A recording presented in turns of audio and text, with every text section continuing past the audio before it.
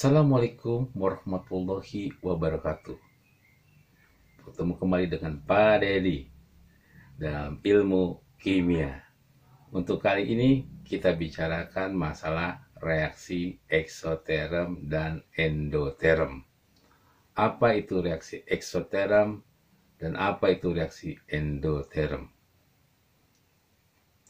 Ya. Jadi kalau kita lihat untuk reaksi eksoterm dan endoterm itu termasuk di dalam senyawa termokimia. Term itu artinya adalah panas. Jadi termokimia merupakan bagian dari ilmu kimia yang mempelajari perubahan energi yang menyertai suatu reaksi kimia. Jadi kalau ada suatu reaksi kimia terjadi, itu suka menimbulkan suatu energi. Ya, sini akan kita gunakan adalah hukum kekekalan energi. Kekal energi. Hukum kekekalan energi menyatakan bahwa energi itu tidak dapat diciptakan atau dimusnahkan. Energi hanya dapat diubah dari satu bentuk ke bentuk energi lain. Ini yang dikatakan dengan azas kekekalan energi atau disebut juga dengan hukum pertama termodinamika. Ya, jadi energi itu tidak bisa diciptakan, tidak bisa dimusnahkan, tapi dia bisa dirubah dari bentuk satu ke bentuk lain. Energi listrik bisa dirubah kepada misalnya energi panas melalui misalnya istrikaan, ke energi angin melalui kipas angin dan lain sebagainya. Selanjutnya ya, kita coba ya bahwa suatu benda itu tentu saja senantiasa memiliki energi. Kita katakan masalah entalpi adalah perubahan entalpi delta H. Jadi kita akan bahas entalpi dan perubahan entalpi. Besarnya energi yang terdapat dalam suatu zat pada tekanan tetap disebut dengan entalpi heat, ya, panas. Entalpi suatu zat tidak dapat diukur secara pasti. Yang dapat diukur adalah perubahan entalpi. Jadi perubahannya yang bisa kita tentukan. Energi sendiri, entalpi sendiri tidak bisa dirubahkan. Maka dirumuskan delta H, perubahan entalpi sama dengan delta H produk dikurangi delta H reaktan. Perubahan entalpi delta H yang diukur pada keadaan standar, kalau kita dalam keadaan standar STP, standar temperature pressure, itu diukur pada 25 derajat dan 1 atmosfer. Disebut dengan perubahan entalpi standar. Dan diberi lambang ada delta H0 di sini. Jika suatu reaksi berlangsung pada tekanan tetap, maka perubahan entalpi sama dengan kalor yang harus dipindahkan dari sistem ke lingkungan atau sebaliknya. Maka dikatakan delta H sama dengan Q. Ya. Nah, kita coba juga di sini bagaimana persamaan untuk reaksi eksoterm dan persamaan endoterm. Ya, tentu saja kita bahas dulu ya, bagaimana persamaan termokimianya. Persamaan reaksi yang mengikat sertakan perubahan entalpi delta H, suatu reaksi disebut dengan persamaan termokimia yang penulisannya dikaitkan dengan koefisien reaksi dan wujud zat. Jadi kalau untuk persamaan reaksi kimia biasanya ini ada perubahan entalpinya, ya. Misalnya di sini pembentukan 1 mol H2O dari gas hidrogen dan oksigen dibebaskan kalor 286,85 kilojoule. Ya, seperti biasanya kan H2 dalam bentuk gas ditambah setengah O2 dalam bentuk gas membentuk H2O dalam bentuk liquid. Nah, ini adalah persamaan reaksi biasa. Apa bedanya dengan persamaan termokimia? Di sini mengandung delta H-nya. Karena dia membebaskan, melepaskan jadi berkurang. Jadi delta H-nya adalah min 285,85 kilojoule. Atau saja bisa kita menggunakan persamaan lain ya, tanpa gunakan delta H 0-nya, maka H2 sama dengan setengah O2 itu menjadi H2O. Nah, di sini plus, kalau di sini minus, maka di sini adalah plus. Jadi H2 ditambah setengah O2 menghasilkan H2 plus energi. Ya, energi yang dikeluarkannya. Untuk itu ya, lebih supaya kita lebih mendalam lagi ya, kita harus mengetahui apa itu namakan dengan sistem ya. Apa itu sistem? Sistem adalah bagian dari alam yang mempunyai batas-batas tertentu, diperlukan sebagai objek pengamatan atau bagian menjadi pusat perhatian si pengamat. Jadi yang menjadi pusat perhatian kita itu adalah sistem apa saja. Kalau kita misalnya saja sedang membaca buku, maka buku itu menjadi sistem. Di sebelah kita misalnya ada televisi, di sebelah kita misalnya ada makanan, ya, makanan ringan, itu adalah bukan sistem karena tidak menjadi perhatian kita. Ya, yang menjadi buku ini adalah sistem. Setelah kita mungkin saja setelah membaca buku, kemudian haus, lalu kita akan mau minum, maka air minum tersebut itu adalah sistem. Ya. Sistem dibedakan menjadi 3 jenis. Ada sistem terisolasi, jika tidak dapat mempertukarkan energi dan materi dengan lingkungan. Jadi nggak ada pertukaran energi dari lingkungan, ya, dari lingkungan. Ya. Kemudian sistem tertutup hanya dapat mempertukarkan energi dengan lingkungan, ya. Dan sistem terbuka dapat mempertukarkan energi dan materi dengan lingkungan. Ya, itu kaitannya dengan lingkungan, ya. Nah, lingkungan itu sendiri apa gitu kan? Ya.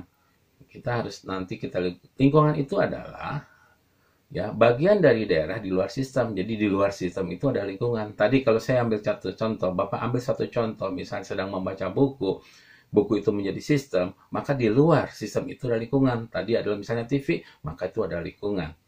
Ya, kemudian apa itu misalnya makanan ringan, itu ada lingkungan. Apa yang menjadi pusat perhatian kita adalah sistem, di luar sistem adalah lingkungan.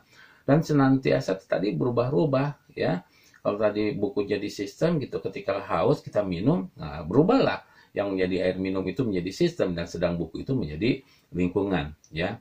Di sini ada suatu sistem, ya, sistem ke lingkungan. Kalau ada energi, perpindahan energi dari sistem ke lingkungan itu dikatakan dengan reaksi eksoterm, ya. Sedangkan dari lingkungan, ya, ke sistem itu adalah endoterm. Maka kita akan lebih jelas lagi untuk reaksi eksoterm maupun adalah reaksi endoterm, ya.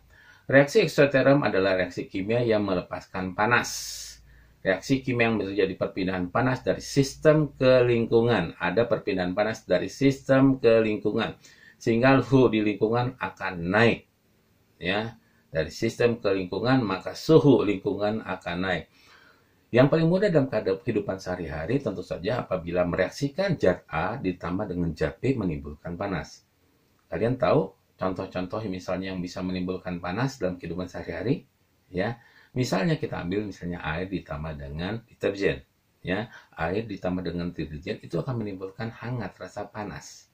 Ya, atau bisa saja kita air ditambah dengan semen pun bisa menimbulkan panas. Yang lebih ekstrim lagi mungkin kita katakan bahwa air ditambah dengan karbit. Itu luar biasa, eksplosif sekali. Ya. Nah, karena di sini ada perpindahan panas dari sistem ke lingkungan, ya, maka energi sistem akan berkurang karena dia berpindah ke lingkungan. Oleh karena itu, ya, delta H-nya negatif. Ya, karena H produk itu lebih rendah dengan H reaktan, maka delta H-nya adalah negatif.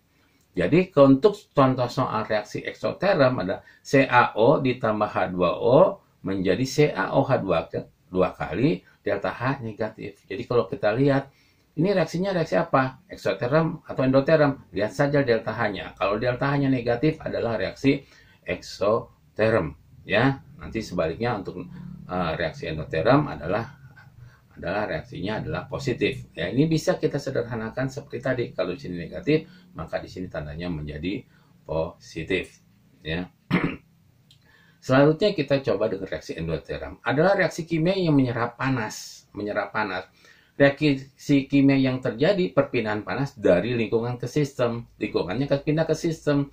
Sehingga gampangnya apa? Kalau kita mereaksikan A ditambah B menjadi lebih dingin, maka itu adalah reaksinya adalah reaksi endoterm. Ya, jadi energi sistem bertambah karena dari sistem dari lingkungan diberikan kepada sistem, maka delta H-nya menjadi positif. Apa sehari-hari? Ya, gitu kan kalau kita menambahkan air ditambah dengan urea, itu akan terasa dingin. Ya, di sini ambil suatu contoh, ya sama halnya dengan yang tadi, hanya masalah di sini adalah delta H-nya positif. Jadi untuk reaksi endoterm, delta H-nya adalah positif ya. Kita akan melihat sekarang adalah jenis-jenis kalor reaksi standar. Ada beberapa, Bapak tidak seluruhnya, Bapak hanya sebagian saja, yang penting saja. Ada kalor pembentukan standar atau delta F0 formation standar. Adalah kalor yang dilepaskan atau diserap pada pembentukan 1 mol senyawa dari unsur-unsurnya. Ya, Bapak ulangi lagi. Adalah kalor yang dilepas atau diserap pada pembentukan 1 mol senyawa dari unsur-unsurnya. Ya, atau ya dipersingkat unsur ditambah unsur menjadi senyawa. Unsur H2 ditambah unsur O2 akan menjadi 2H2O ya. Delta H-nya relatif, bisa positif, bisa negatif ya. Jadi unsur ditambah unsur membentuk senyawa. Unsur H, unsur O menjadi senyawa H2O. Apalagi nih yang kita akan peroleh selain daripada pembentukan. Kita balik lagi ya.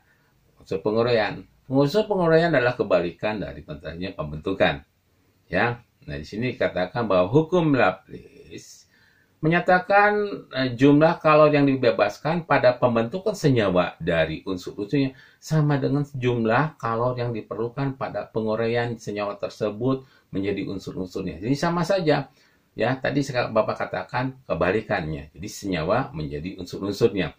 Kalau tadi misalnya hasilnya negatif, bisa saja menjadi positif. Ya, kalau misalnya dengan unsur yang sama dan dibalikan, semacam itu.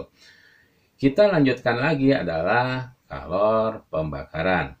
Ya, kalor pembakaran standar adalah kalor yang dilepas atau diserap pada pembakaran 1 mol unsur. Jadi pembakaran, kalau pembakaran apa? Diperlukan oksigen. Unsur atau senyawa diperlukan oksigen. Ini adalah kalor pembakaran. Delta-nya silakan saja, bisa negatif, bisa positif ya. Maka dilambangkan dengan delta HC, combustion ya. Ini adalah pembakaran. Demikian penjelasan dari Pak Dedi masalah reaksi eksoterm dan reaksi endoterm. Mudah-mudahan kalian dapat memahami dan bisa menerapkan dalam kehidupan sehari-hari. Bapak cukupkan sekian dulu. Assalamualaikum warahmatullahi wabarakatuh.